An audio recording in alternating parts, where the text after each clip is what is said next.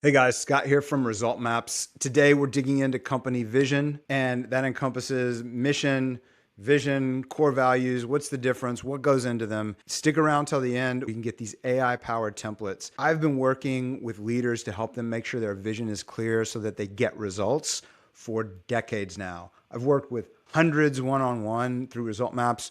We've worked with thousands. There's a lot of information out there pulling you in different directions. So we're going to dive right in, talk about what really goes in based on the hundreds and hundreds of great company vision statements we've collected and what we see work. Three biggest frustrations I hear: my team doesn't get it, and that means I have to jump in and do the work of three people.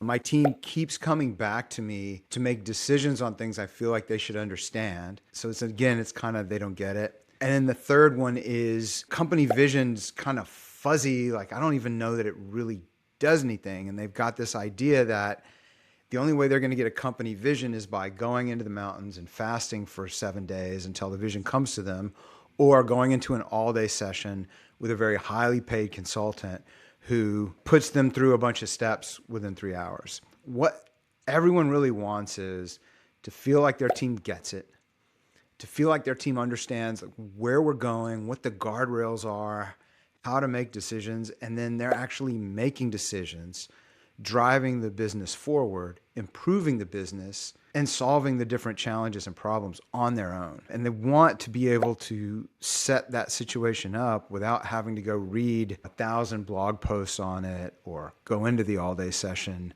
to come up with your vision. And just a simple way to get the vision that's already feels very clear up here out into the world in a way that people will grab onto it, engage with it, understand it, and align to it.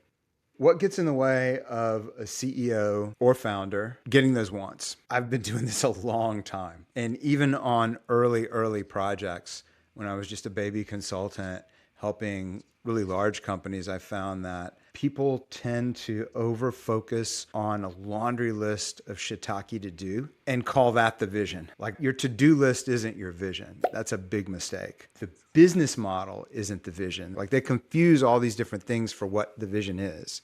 So they're either focusing on all the tactical things that have to be done every day, or they're focusing on how the business works. You know, like, we need to be the premier whatever e-commerce marketplace for dogs who ride bicycles. The other mistake I see is whether they're plugging those things in or finding another reason, they'll just avoid it altogether. It feels way too hard. So they overthink what vision needs to be. If people go do a Google search and you get any of the gajillion SEO focused blog posts that are designed to rank on search engines by having a certain volume of keywords, and they'll have like these superficial exercises based on not much.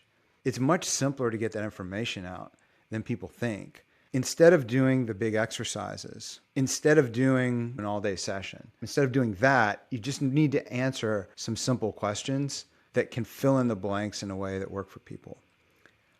Instead of actually using functional human focused things like psychology and memory and helping people remember a vision, people just vomit out something that is there because some marketing intern went and did a research project and regurgitated what's on the other 50 posts about company vision. The final mistake is building a vision by consensus. I've seen a CEO take an entire leadership team through building the vision for a company that really wasn't very far along. And that leadership team essentially engaged in creating a vision by committee. And it was so diluted and so complicated, but people were getting all excited about this idea and that idea in the moment. It wasn't driving decisions for the company. It was certainly not driving focus for the company. So it was this massive exercise, all this time invested, and this is like several of the other mistakes. You're pouring energy and money into it, and nobody can remember it, let alone use it. What is the ideal? What should people be walking away from a vision building exercise from? Is it just one statement?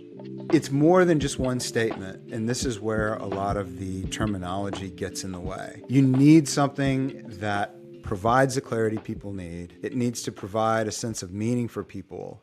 and it needs to be easy to remember. It's got to do those three things. There's a great book, Man's Search for Meaning by Viktor Frankl. So a psychologist was in Nazi concentration camps, had a psychology or psychiatry degree, I forget which, but he was able to survive the camps because he constructed for himself a sense of meaning out of it. And he just showed that when people have a sense of meaning, we can lean in and get through all kinds of adversity. And since that book came out, post World War II, people have conducted research on this, and we've learned that the human brain needs to create meaning. So if you don't provide the vision for your employees, they're going to invent it themselves. As a leader, you have to provide a sense of meaning for people. The big idea is if you don't provide the vision, human beings will insert their own. So what that means is if you're not providing it, if you've got 10 people, there's 10 different visions. If you've got 100 people, there's 100 different visions. If you've got 1,000 people, it just keeps going.